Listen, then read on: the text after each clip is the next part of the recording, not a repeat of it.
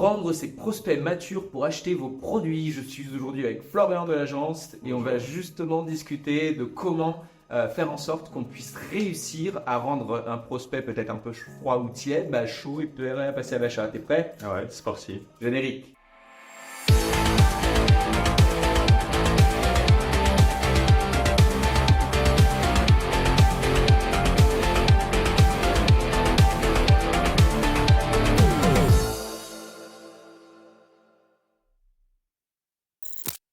Bon alors, qu'est-ce qu'on peut dire alors justement là-dedans? Parce que nous deux on bosse un peu dedans, toi plus d'un point de vue expression textuelle, recherche de l'intention et du clic peut-être, Ouais. etc. Ah ouais, c'est un vaste sujet parce que aujourd'hui les prospects peuvent se balader un peu partout sur internet et au final se laisser convaincre par LinkedIn, par le site, par une vidéo sur YouTube. Donc oui, bas de tunnel déjà pour expliquer, on a le haut du tunnel, donc c'est quand le prospect est froid qui ne le connaît pas encore. Donc c'est dont je parlais tout à l'heure, il va vous rencontrer vous connaître sur YouTube ou quoi. Ensuite, on a le middle of the funnel, donc quand quelqu'un s'inscrit à votre landing page, qui donne ses coordonnées, et ensuite bottom of the funnel, s'il passe à un achat. Donc là, ça va être pour passer à un achat. Tout d'abord, imaginons qu'il se soit inscrit à une landing page pour découvrir une newsletter. Ça va être de lui envoyer des emails de qualité, d'entretenir une relation avec lui, donc grâce au lead nurturing, d'être présent toujours sur les réseaux sociaux, s'il nous suit sur LinkedIn, pour in fine déclencher un achat de manière inconsciente en fait, sans qu'il s'aperçoive qu'en fait c'était notre intention depuis le début. Oui, alors après, c'est là effectivement tu vois la totalité de la globalité de quelqu'un qui connaît déjà, donc qui devient un petit peu chaud. C'est vrai que ça va être difficile que quelqu'un qui arrive sur un site comme ça au hasard, qui d'un seul coup passe à l'achat. À moins que vraiment ce soit dans du e-commerce et encore sur un segment ultra concurrentiel où le prix correspond à peu près au prix du marché. Mais c'est très rare d'ailleurs qu'il y ait un achat direct comme ça. Ouais, par exemple pour les meta-ads en e-commerce, il vaut mieux avoir un produit d'appel. Si par exemple on vend des chaussures, il vaut mieux, on peut faire la promotion des chaussures, mais on peut très bien faire sur des petits produits qui vont permettre à la personne de se rendre sur le site, d'acheter, d'avoir confiance, et puis après d'acheter des produits plus chers. Ouais. C'est important que tu dises ça, d'avoir confiance, parce que l'autorité de marque, qui est celle qui aide à l'achat aussi, c'est que les gens doivent connaître le nom et doivent pas que le produit en fait. Il y a des gens, ils ne travaillent pas leur branding, ils ne travaillent pas leur nom de marque et tout, et ils s'attendent à avoir des ventes en ligne. Des fois je suis là, j'essaie de prendre du recul parce que nous, en plus en général, on ne les connaît pas les produits, donc on se dit mais est-ce que tu achèterais là en premier niveau, voire même en deuxième ou troisième, ne connaissant rien sur la marque? Non quoi, et effectivement ça peut être un souci. Alors imaginons que la personne elle a quand même un peu bossé son site, elle a bossé son autorité de marque et elle a régulièrement du trafic sur ses pages de vente, que ce soit e-commerce ou autre. Comment est-ce que justement tu t'organiserais pour passer du prospect chaud à l'achat? Déjà optimiser les pages du site internet, donc avoir un bon copywriting. Bien penser avec des boutons d'appel à l'action. Pourquoi des boutons d'appel à l'action? Parce que l'objectif en fait quand la personne doit se rendre sur le site, c'est qu'elle prenne un rendez-vous avec vous si vous faites la prestation de service. Et ensuite, après, c'est la partie commerciale qui rentre en jeu, où vous faites le premier rendez-vous, le second, et puis moi, c'est comme ça que je préconiserais. Après, c'est vrai que c'est un métier aussi sur les fiches produits. Là, nous, on ne le fait pas à proprement parler. C'est un mix entre deux métiers, le UX designer et le CRO, ce qu'on appelle le Conversion Rate Optimization, la personne qui va travailler les conversions. On fait beaucoup de tests A/B dans ces cas-là, que ce soit sur l'aspect web design et sur l'aspect texte. Et c'est vrai que sur les fiches produits, c'est moins notre expertise, même si on peut venir parfois en coaching. De l'autre côté, par contre, sur la prestation de service, ça c'est effectivement, je dirais, plus notre credo. Et il y a un truc qui était intéressant tout à l'heure, tu disais les boutons de passage à l'action. Ils ne vont pas être identiques en fonction de où va se situer la personne sur un site web. Par exemple, je pense qu'il est plus facile de faire venir quelqu'un, comme tu t'as dit tout à l'heure, d'une newsletter à une page vente, que par exemple d'un article à la page vente. Parce que si on part du principe que la personne elle découvre un article, logiquement elle n'a peut-être pas vu le reste du site. Si vous mettez article direct à la page vente, je pense que ça fait niette. La personne n'est pas suffisamment chaude justement pour passer à l'action, en tout cas au niveau de la vente.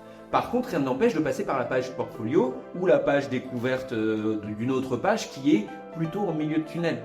Et c'est vrai que c'est important d'avoir cette réflexion derrière le workflow et on s'est fait avoir dans le passé là-dessus, tout simplement parce que au bout d'un moment il nous faut du temps avant de se rendre compte que en fait non, sur les pages articles les gens ne sont pas là forcément pour acheter en premier lieu, donc il faut d'abord essayer de les faire revenir, comme tu disais, d'avoir un principe de lean nurturing pour les faire se réchauffer au fur et à mesure.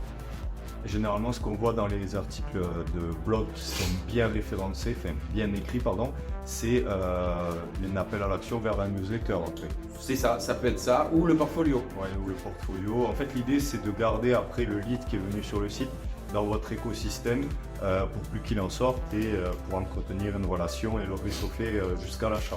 Exactement. Alors ça c'est d'un point de vue vraiment plus workflow, marketing et usage en fait d'une manière générale, le fait que les gens aient des CTA.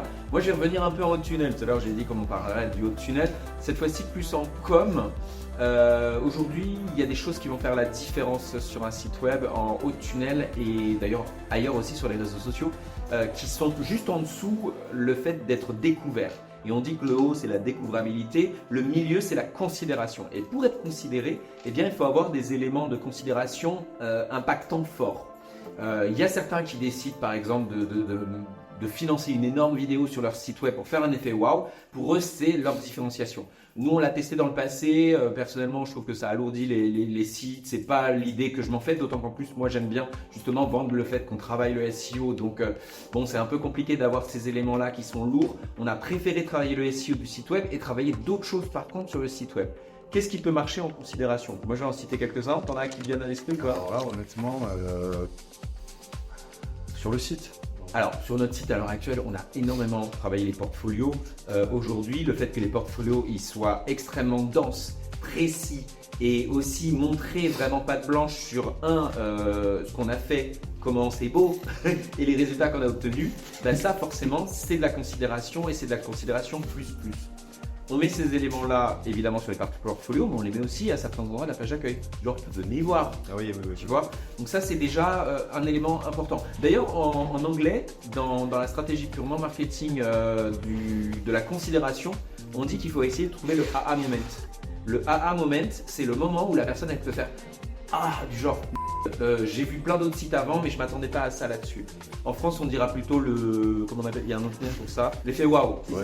C'est l'effet waouh en français et donc en fait voilà, c'est qu'est-ce qui va vous distinguer l'un d'une autre. Alors ça peut être sur un site web, ça peut être des super carousels. Si on fait des beaux carousels, c'est l'occasion justement de les mettre en avant. Ça peut être de créer du marketing de contenu fort. En l'occurrence, je pense par exemple SEMrush qui fait des super infographies, c'est l'occasion de les mettre en avant. En fait, c'est tout élément qui va arrêter la personne en se disant là-dessus, il y a de l'expertise, ou il y a du contenu, ou il y a un effort qui est fait pour me montrer que je suis différent des autres, ou en tout cas que je suis peut-être plus compétent. Et donc c'est vrai que cet élément-là, souvent, on ne le voit pas, à mon goût, on ne le voit pas assez sur les sites web. Et oui, c'est important de travailler tout ce qui est le wording, le bas de tunnel et le marketing, et évidemment qu'il faut avoir des passages à l'action. Mais avant qu'il y ait ce passage à l'action, comme tu dis, dans le lean nurturing, il y a aussi ça, qui est le fait de passer du prospect froid au prospect chaud. Donc comment est-ce qu'on peut le passer si ce n'est en espérant lui montrer qu'on va faire la différence? Je pense que c'est un peu ça. Donc à travers les visuels, mais du coup j'ai une question parce que nous c'est assez simple comme on est une agence de marketing digital de mettre en avant nos prestations, ce qu'on a fait en portfolio. Par exemple, quelqu'un qui serait artisan, qu'est-ce que tu pourrais conseiller à ce niveau-là en considération?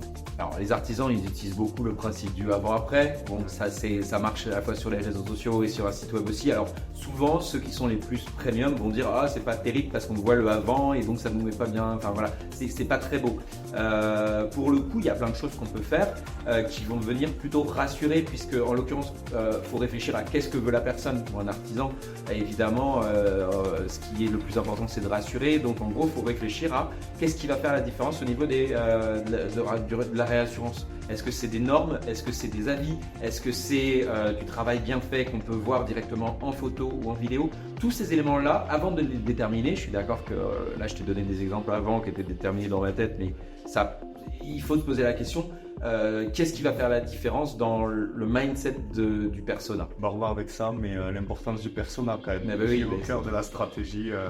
Et qui, si on ne connaît pas votre persona, si vous ne connaissez pas ses besoins, en fait vous pourrez essayer de faire une stratégie, mais elle ne sera pas efficace parce que vous ne savez pas savoir qu'est-ce qu'il faut mettre en considération, etc.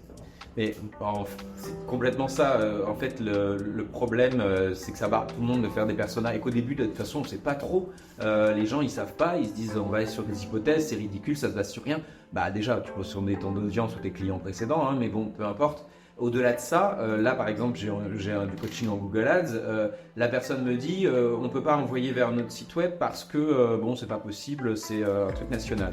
Bon, ok, mais ça me convient pas comme réponse. Mais il me dit, par contre, on m'a conseillé de faire un formulaire et que les personnes directement depuis la Google Ads, il aille remplir le formulaire pour faire une demande de devis. Alors je lui ai dit, moi je veux bien essayer parce que j'aime bien tester des trucs. Mais moi-même, si j'étais utilisateur, je le ferais pas en fait. Ça serait déjà trop intrusif. J'aurais besoin d'avoir un SaaS avant pour essayer de découvrir l'offre. Donc on va l'essayer parce que pourquoi pas, mais au final j'ai un gros doute sur le fait que si je me mets d'un point de vue persona, parce que je pense que je suis éventuellement le persona de ce type de prestat, je me dis pas sûr, pas validé. Donc en fait c'est ça qui est intéressant aussi, c'est de se poser mille et une questions et de se dire qu'est-ce qui va marcher, qu'est-ce qui va pas marcher. T'as raison, ça revient sur le mindset, se mettre à la place de la personne qui va découvrir le site et donc voilà, en tout cas j'espère que ça vous aura plu et que vous aurez appris des trucs. C'est toujours des revues d'opinion comme ça et puis c'est chouette parce qu'en fait comme on a des complémentarités ensemble, ça permet d'avoir plusieurs sons de cloche. Ouais, c'était un plaisir. Merci à tous, à la prochaine, suivez-nous sur les réseaux.